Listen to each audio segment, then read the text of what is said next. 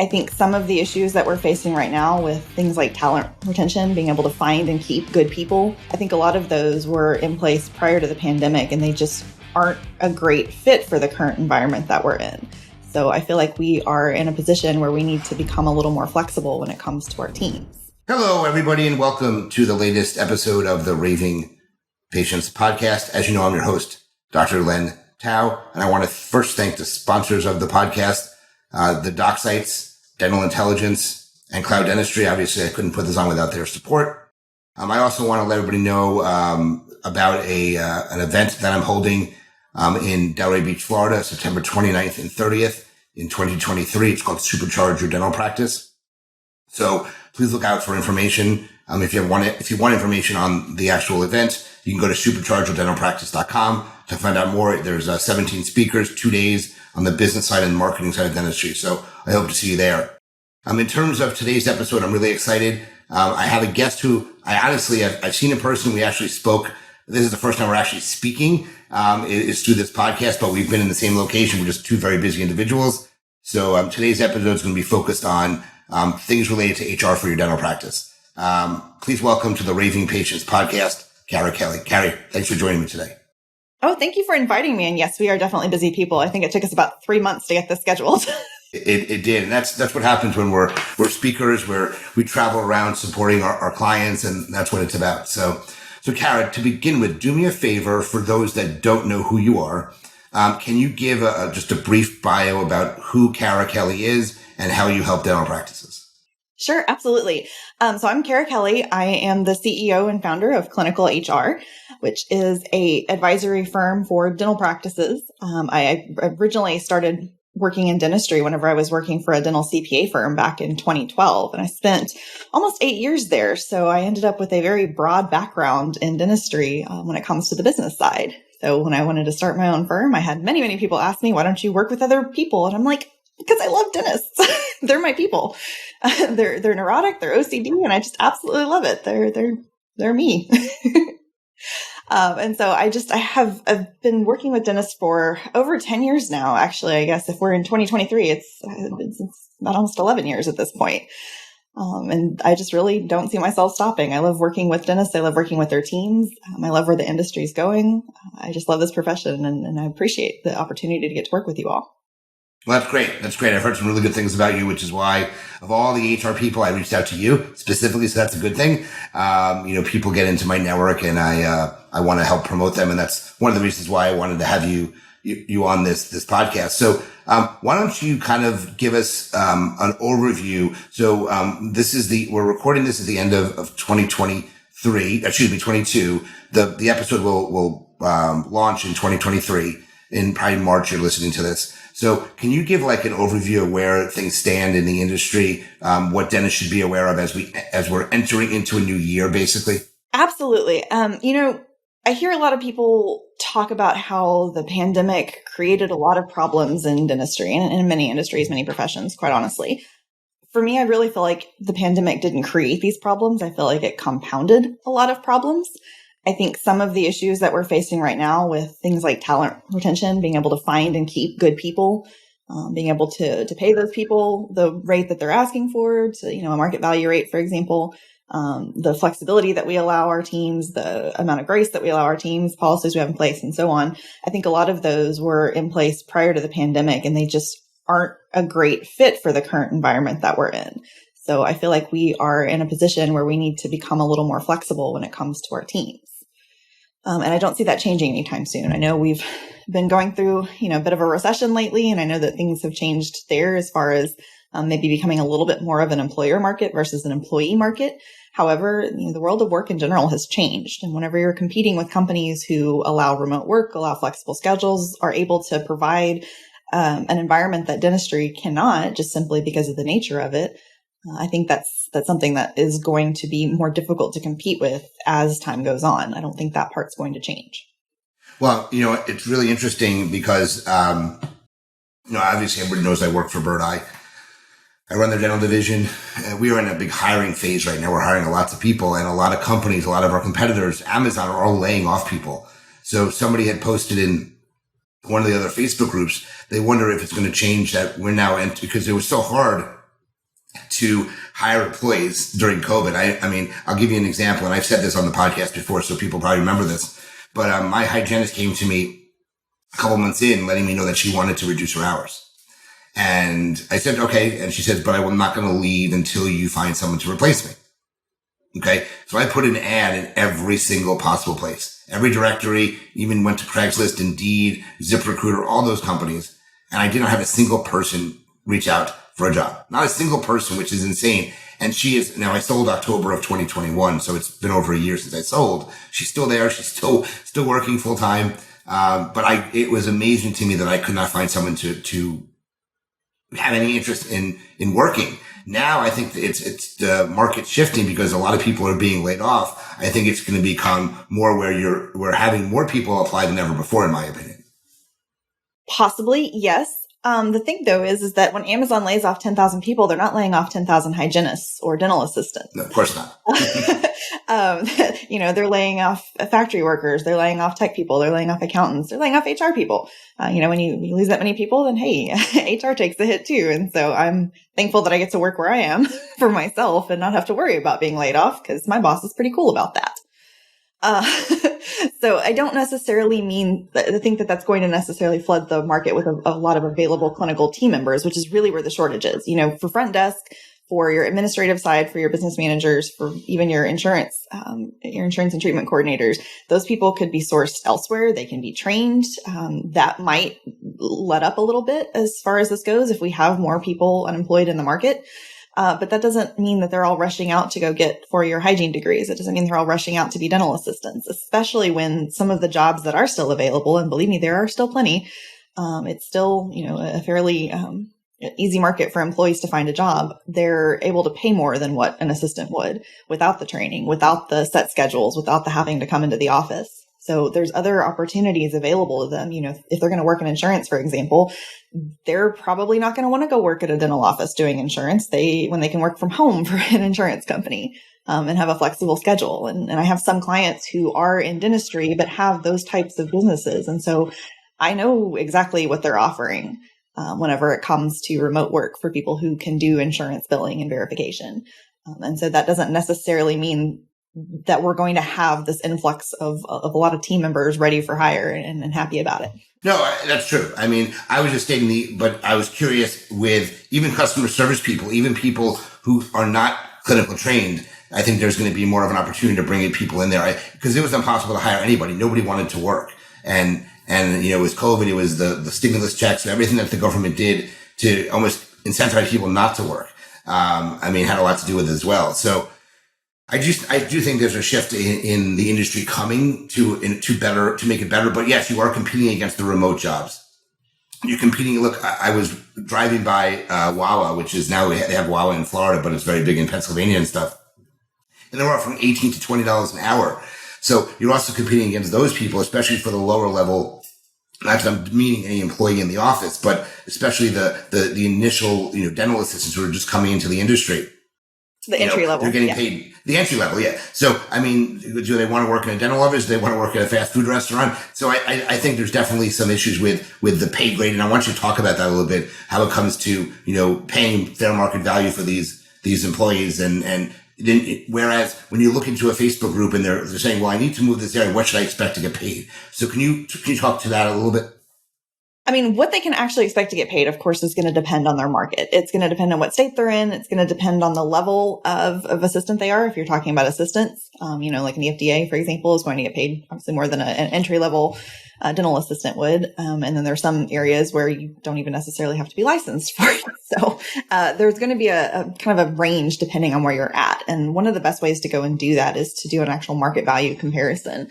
See what is being offered in your area. Indeed, for example, is now requiring salary transparency on posts. And so that's a great way to go and see what employers are offering their team members in dentistry and just in your area in general as well. Versus looking at something like Glassdoor or PayScale or something along those lines that's more employee reported, because those can be a little skewed. That can, vary. Go and look at an actual job posting site and see what the range is. Look at the very, very bottom of the range, look at the very top, and then look at what the most common average is so that you can kind of see where you fall on the market value scale. And then compare that to, all of the other entry level jobs that are there, all the grocery stores, all of the Dairy Queens, all the Walmarts. Probably not going to be Walmart personally, but there are definitely some retail locations that are paying more per hour than even your dental assistants are making. And so while our old school way of thinking was, well, why would you want to go work in fast food, or why would you want to go work in retail when you could come work at a dental office? We have, paid vacation sometimes. We have benefits sometimes. We have a set schedule, and that's what everybody wants. But it's really not, especially if they're dealing with childcare, for example, which has gotten astronomically expensive. If they're dealing with childcare, they may be trading off with a spouse or a partner, and they may need to have some flexibility in their schedule. They may need to be able to work nights, for example, at which case your dental practice is not the place they want to be. They don't want to necessarily be beholden to that specific daytime schedule because it doesn't work for their life. So you kind of have to look at the lives of the people that you're looking to hire and make that either more flexible for them to where it's more attractive, or just know that you're competing with other companies, and don't write off those retail and fast food locations so easily. It doesn't seem like a great job to you. It doesn't seem like a great job to me, believe me. But whenever you have, this gig economy with things like Uber and other types of work that they can do to be earning a living around their schedule, that's attractive to them. So don't write that off so easily.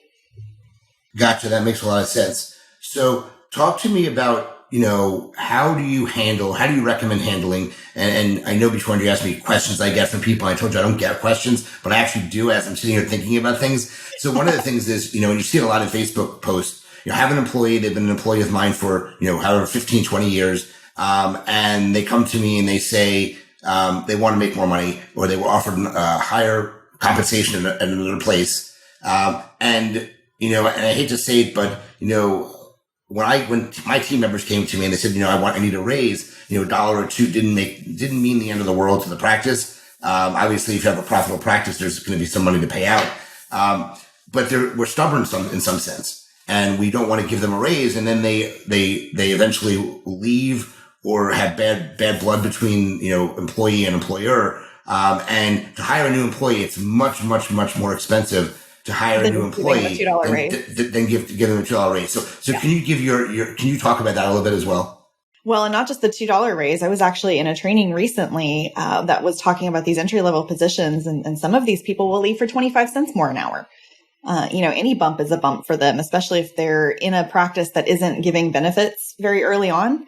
So to answer your question, it kind of depends to me on how long they've been there and where they're at. If they come and ask for a raise 2 weeks, 2 months after you've hired them, I would be a little bit more concerned as to why. If they've been there for a while and they haven't had a raise, it probably is about time, because if you look at cost of living, the average cost of living bumps were like 2 to 3%. In the last year or so, it's gone to like 8%. So really they're losing money if they haven't gotten a raise in the last year.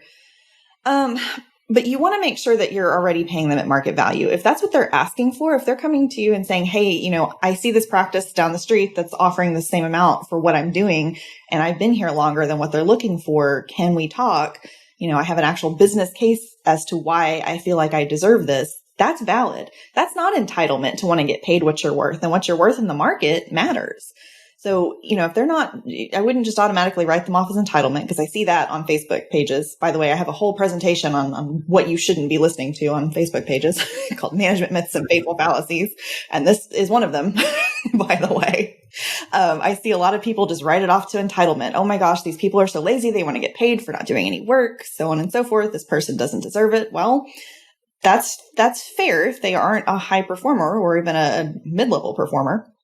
But if their value in the market is higher than what you're paying them, you might want to look at that, because like you said, and you're 100% correct, it's a lot more expensive to have turnover and to have to try to find somebody else and train somebody else. And oh, by the way, you'll be paying that new person what the market value is.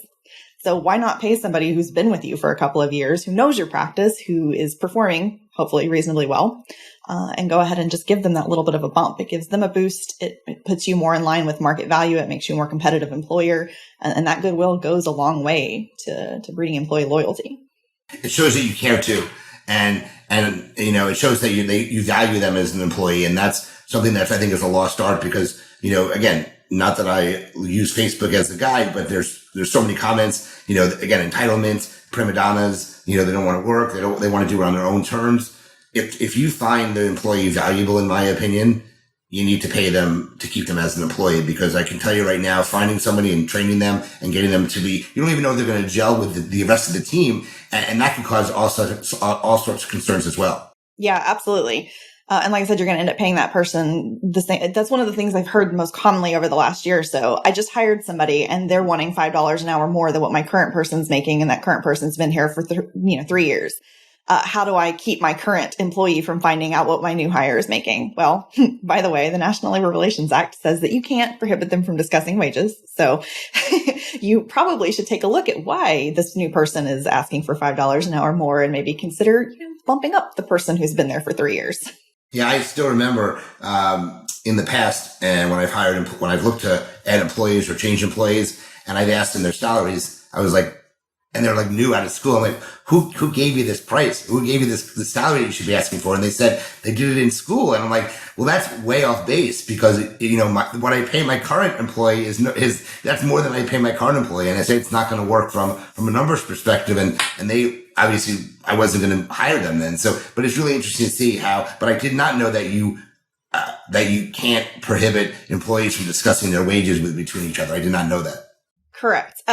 Non-exempt employees. There are some exceptions for higher level employees, but for the most part, anybody else in your practice, you really cannot prevent them from discussing it because they have a concerted, protected right to discuss working conditions, and wages are one of those things.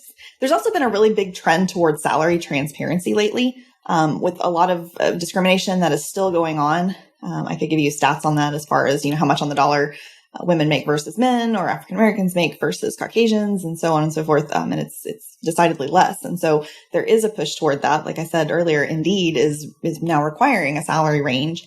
Some states are requiring that you post your salary range. Some states are not allowing you to ask their current salary. And so you have to be careful where you're at. If you're going to ask them, you can ask them their salary expectation, but don't ask what they're currently making, which I think is a good practice anyway, because it doesn't matter what they're making somewhere else. They may be doing a different job for another practice. They may, be valued differently there. You want to pay what's valuable for your practice based on their experience, what you can afford, and of course, market value. Gotcha. So what tips can you give to somebody that is listening to this podcast? They know they need to hire somebody. Hiring and firing. Look, I hated firing people. I mean, it was not the most fun part of my job. Hiring was fun, but there's things you need to know. And I'm sure in your position, you always ask, hey, how can I make my job appear? I don't want to say appear, be the one that they want to choose? Because obviously there may be multiple, people they're looking at. So what can you tell a potential dentist, an employer, things they can do to kind of stand out from the other people out there? The first, if you're looking at compensation, and that's what we're talking about at the moment, so that's where we're going to look at, is look at your entire total rewards package, not just the hourly rate. And keep in mind that from an employee perspective, they don't think like you. They don't think like a business owner. They are just looking at that hourly rate. I actually have a tool that I'm happy to send to you if you want to drop it for your listeners, where it's a total compensation breakout that shows what their hourly rate is, what their bonuses are, what you're paying in PTO, what you've paid in taxes, and so on. All the way down to what you pay for break room coffee if you want to get that granular with it, to kind of show them what their value really is, what the value of this role is, because they don't think that way. They are going to look at, are you offering 18 when somebody else is offering 19 an hour? They don't necessarily factor in all of the benefits. And so first of all, you need to take a look at, make sure that you have benefits that are competitive. And I don't just mean health insurance. I know health insurance is very expensive, but I'm still seeing practices, for example, who don't want to pay holidays or paid time off until somebody's been there for 3 months, 6 months, a year. And if you've got a practice down the street that's doing that immediately upon hire, well, that's going to be attractive to some of these people of any generation. You've got 4 generations in the workforce now. And so we're really having to also look at what Gen Z is asking for, and flexibility and time off, and, time to go and do the things that they want to do and have work-life balance is important to them. It's important to a lot of people, or it should be. So looking at those types of things, any day that you're closing your practice, in my opinion, is a day that they should either be allowed to earn money or that they should be paid. So if you're closing for holidays and you have a new hire that was hired in October and you're not going to pay any holidays for 90 days, well, there's 3 right there that they're not making any money. So you're wanting to compete with culture. You're wanting to say that this is a place that you want to work and you want to be, and this is a great place to work. But, welcome to the team. Hi, we're going to cut 3 days of your pay in the next 90 days. That's not a great welcome. So maybe you start rethinking those types of things, rethinking how you're looking at benefits, that it's part of the package of pay, not something that they have to earn by being there for a month or a year or whatever it is you have going. It's totally fine to have longevity benefits if you want to have like increased PTO, for example, if they've been there a certain period of time. But even if you're not in a state that mandates some type of paid sick leave or some type of paid vacation, as a good handful of them are now, you really want to take a look at that. You want to take a look at whether or not you're offering things like short-term disability or any kind of life insurance. If you're offering things like health insurance, if you can afford it, great. What continuing education you're offering, where you're allowing them to develop themselves professionally and personally, to make them feel like they're really part of something bigger, that you really care about them, not just about what they can provide for your practice. So that to me, I think would be the first thing I would look at when you're wanting to be competitive to attract this top talent, because there are people out there, whether they're in dentistry or not, there are companies out there that are offering these benefits, and you are competing against them, whether you want to or not. Gotcha. And I was taking some notes. So, and I want to touch on a couple of things you said. You mentioned CE. So another question that you see a lot in Facebook groups, which drives me nuts, is if you're asking an employee to go to CE, what do you pay them, or how do you pay them, including travel time? Can you just touch base on that? Okay, travel time is going to be a little different. It kind of depends on whether or not there's an overnight stay and how far away the CE is. But as far as for paying for the courses, yes, you have to pay for their time. If they're a non-exempt employee, meaning they're paid hourly, they're not exempt from Fair Labor Standards Act, then yes, you have to pay them for the time spent in training, meetings, lunch and learns.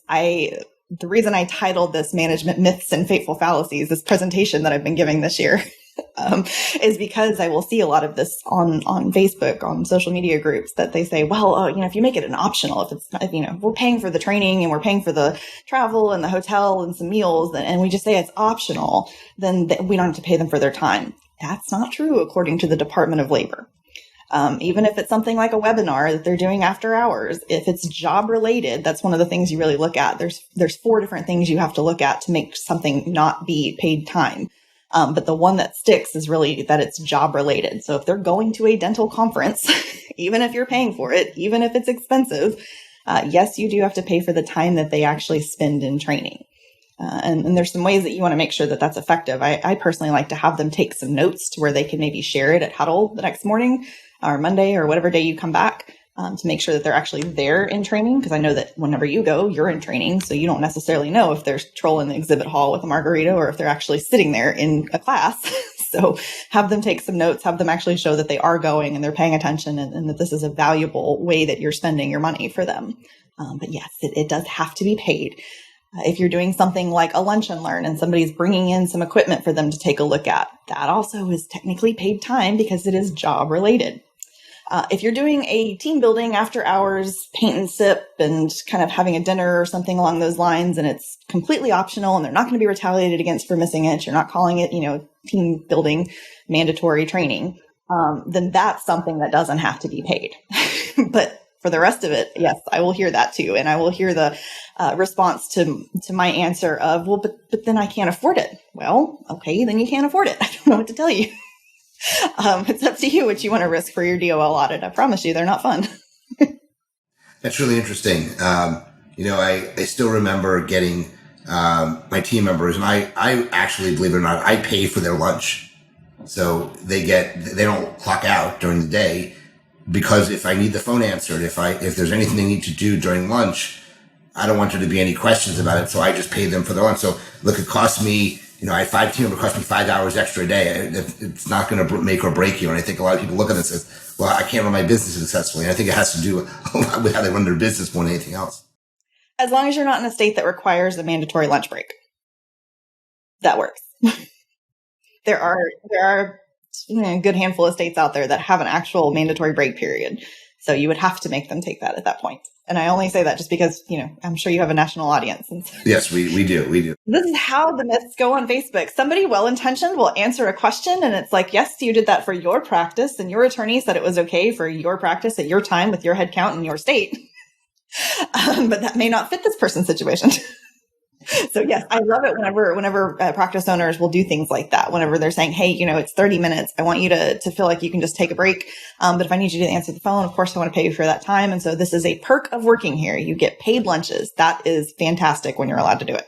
I love this idea or this topic for which, in our initial conversation, I wish you said this, because I would have said, let's talk about all the things that are wrong on Facebook. Because it's amazing when I look at posts, even when it comes to reviews. I'm like, you can't do that. Like, stop giving advice when you have no clue what you're talking about. So is there I'm just curious, anything off the top of your head that really sticks out that you saw in a Facebook group that is really a fallacy and that you need to tell people about? Oh gosh, let me get my slides.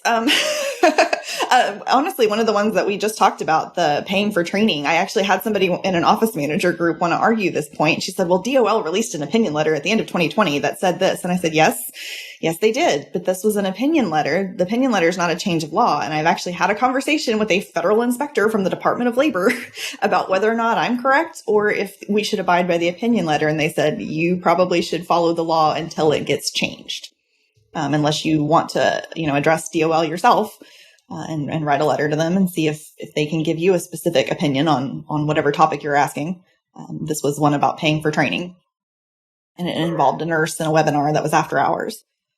But yeah, that was one of the ones that I think gets the most problematic. Another one really, I think, is also what we've talked about earlier about why people leave, or the fact that everybody's lazy and entitled and nobody wants to work. Honestly, the unemployment rate is lower than it's been in many, many years at this point. People have jobs. The people that want to work are out there working. And the ones who don't oftentimes are on disability, or there's maybe some reason that they're not working, childcare or something along those lines. But it's very low unemployment at this point. Now, of course, I know we're publishing this a little bit later, so that may have changed. But at the end of 2022, the unemployment rate is actually pretty low. A lot of people have left dentistry, have left other professions as well, because they have found other types of work that they want to do. They have been able to start their own businesses. They've been able to go back to school and retrain and do something else. And so it's not that people are lazy and entitled most of the time. I know that there are some out there. Yes, I have to deal with those too. Yes, those are the ones that I end up having to handle their terminations and then their subsequent unemployment cases. Those are all good fun. I had about 3 of those last Monday. But that's not the case for everybody. And I don't love seeing that that's the first solution people jump to, is that, oh my gosh, I can't find anyone because nobody wants to work. Maybe take a look at what you're offering and see if they want to work for you. Gotcha. So before I shift to let people know or have you tell what you do and how you help practices, I have one more question. There's so many benefits you can be offering an employee. Health insurance. I didn't need to because all of my employees had health insurance through their spouses, so it made things easy there. But if you had to pick a number of the most important benefits that you think are needed, whether it's PTO or a 401k plan or cafeteria plan, uniform allowance, CE allowance, do you have a list of the most important ones that you can kind of say, hey, if you're gonna want to bring someone on, or you're gonna offer to your team and stand out, what they should be? I usually have an order in which they get brought in. The first ones, if you're paying what you're supposed to be paying, the first ones are going to be time off. And so holiday pay, PTO, if you want to break that into sick leave because your state mandates it, that's fine. And then have a vacation leave, but having them have some time off. It is a very unrealistic expectation for somebody to go an entire year without any time off. And I'll get the pushback on that says, well, they can take it. It's just unpaid. Great. Your employees who are at that level are likely living paycheck to paycheck, and many of them can't afford to take time off when they're sick. So if you want them coming to work sick, go ahead and stick to your guns on that one. Or if you want them to leave because they went somewhere else that offers it that first year, great. You do you, boo. But that's the first one that I would definitely offer. And I like having some of that at least available immediately upon hire, holidays especially. The second one I like to bring in is 401k, partially because it's actually a tax benefit to the practice owner. So it's a good win-win there. You have your tax shelter there, and then they get some opportunities depending on your workforce. They may or may not jump on that. If you have a younger workforce, they're not as likely to want that versus an older workforce. But it is something I feel like you should at least investigate and offer after you've been there for a couple of years. Health insurance, if you can, but like you said, many of them have insurance through a spouse or through an exchange or something along those lines. And so it's not always important depending on your demographic. And then getting into some of the other perks, definitely a uniform allowance, allowing them to have some kind of either reimbursement or you're actually purchasing them for them. That is nice. I have some great benefits that some of my clients will actually use. One of them is volunteer time off, where they actually pay for volunteer time. And this started because they were doing a dental volunteer day. Well, you're not really allowed to have your employees volunteer to work for you because you're a for-profit company, right? So that doesn't necessarily work. So what we did is we created volunteer time off that they can use to either participate in those days or they can use for other things. And we have, lists of kind of what that looks like and how much time they have. And they had about 32 hours at the first practice I did this, which was great. But I've seen everywhere from 1 or 2 days to up to a week of VTO is what we call it. The second one is actually a paid vacation, a vacation stipend, because when people have vacation paid time off and can't really afford to do anything with that, giving them some kind of a stipend, maybe starting it at 500 or 1,000 or something like that, that they, provide the receipts or you give it to them ahead of time and they bring receipts after to help afford an actual vacation. So where they really have time to disconnect. I have a couple of practices that do it. Their team loves it. I was amazed that they kept this benefit through the pandemic, but I think it's been something that they've really been able to stand out with. Oh yeah, 100%. So hearing about it, I think that is a very outside the box thinking. But it makes you different. It makes you people want to come work for you when you go out of your way like that. And I'm sure you saw the viral video where the woman who was in the ortho practice for 20 years was given $20,000 in cash and they recorded it. They probably have a line of people wanting to work for that practice because of that. So I think anything you can do that is an outside the box thinker that's very different from what everybody else is offering, that isn't going to cause your business to be affected, you go out of your way to do it, in my opinion. He had under 10 employees. The first one that I did this with, he had under 10 employees, and it cost him maybe like $5,000 or $6,000 for the year to be able to do that after a couple of years, which I thought that was a very good use of his time. His team has stuck with him through the pandemic. It's been a really great benefit for them. And then bonus structures, I think is the last thing, having something to incentivize performance is great. I think there's a lot of different ways to do that, and you really have to find what fits your practice best, depending on how you have a structure. I will say on bonus structures, though, there are 2 different types of bonuses under Department of Labor, under FLSA. There is discretionary and non-discretionary.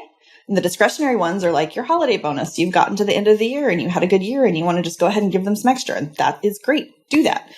The non-discretionary ones, though, are the ones that they earn. If they have an actual setup where, hey, at the end of 30 days, if we've hit this goal, then you'll get a certain amount. If at the end of a quarter or at the end of the year, we'll get a certain amount. The thing about those non-discretionary bonuses, though, is that overtime actually counts toward that. And DOL will ding you on audit for it. I've had a client that's happened to previously.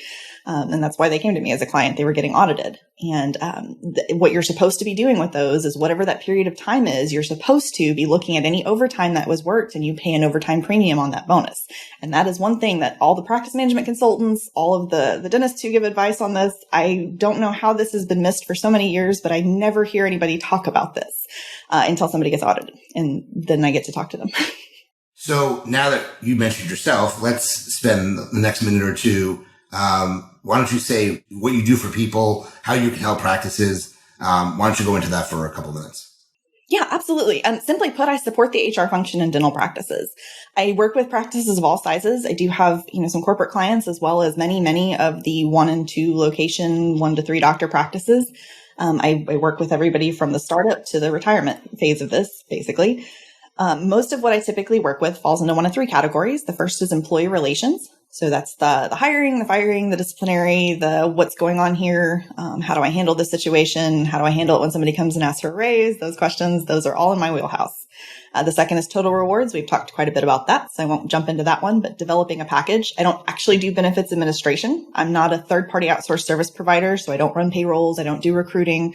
I don't administer 401ks, and so I don't have any affiliations with anyone. So I know that when I make a recommendation, it's based on merit. So I love being in that space and helping, impact dentistry in a positive way through that and making it a great place to work for everyone. And then the last one is going to be policy development, which I know is the boring side. I know that's one of the reasons dentists hate compliance with HR, because you have your dental board compliance and your OSHA and your HIPAA and your cybersecurity. And by the time you get down to employment law, you're like, I don't want to do this and I'm just going to wing it. Well, I've seen that go very badly. So employee handbooks, those are one of the things you probably should be doing. If we're in first quarter of 2023, you probably should have done it already for this year. But if not, now is a great time to check and see if there's been any laws that kicked off on January 1st that you might have missed. Or if you haven't looked at your handbook in a couple of years, it's really a good time to go ahead and do that. And that's another thing that I work with. How can people find more out about you? I know you have an ebook as well. So how can they get a copy of the ebook? I will have that available at clinicalhr.com/ebook. Clinicalhr.com is my website. Kara at clinicalhr.com. That's Kara for those who need to figure out how to spell Kara. Kara at clinicalhr.com is my email, and you can get it any of those ways. You can reach me in any of those ways.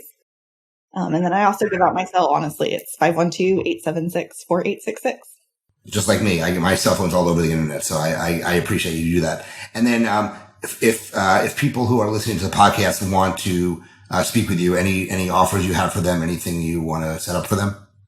I offer a free consultation up to 30 minutes. I always want to make sure that I can answer the question and help with the situation. Sometimes I get things that come to me and I really feel like we need to refer them out to an attorney or this may not be a good fit. And so I want to offer that consultation to any of your listeners. If anybody's dealing with an HR issue or feel like they just need an assessment to kind of see where their systems are or have something that they're working on, then I would be happy to talk with them. Perfect. Not that I didn't think you'd be great, but again, I haven't had much interaction with you, but you were awesome. The information that you provided was terrific on more of an improvisation because we didn't really plan anything to talk about. So I appreciate you doing that. I didn't even have time to do my lightning round questions because we had so much content. So we'll have to do this again. Obviously, the stuff that you talk about is ever changing. And so we'll have to bring you on again at another time to share other situations people need to know about as a practice owner. But thank you so much for joining me, guys. If you're listening to this and you need Kara's help, please reach out. Let her know that you heard about her through the Raving Patients podcast. As I mentioned, I'm having a dental meeting or an event in Delray Beach, Florida, September 29th and 30th in 2023. And Kara may be a speaker there. We're working on some things when this is being recorded that we don't know yet if she's available. Thank you to my sponsors, the doc sites, Cloud Dentistry and Dental Intelligence for always allowing me to do this. And as I end all these podcasts, remember, your reputation matters. Until the next episode, Kara, thank you so much for joining me, and we'll talk to everyone soon.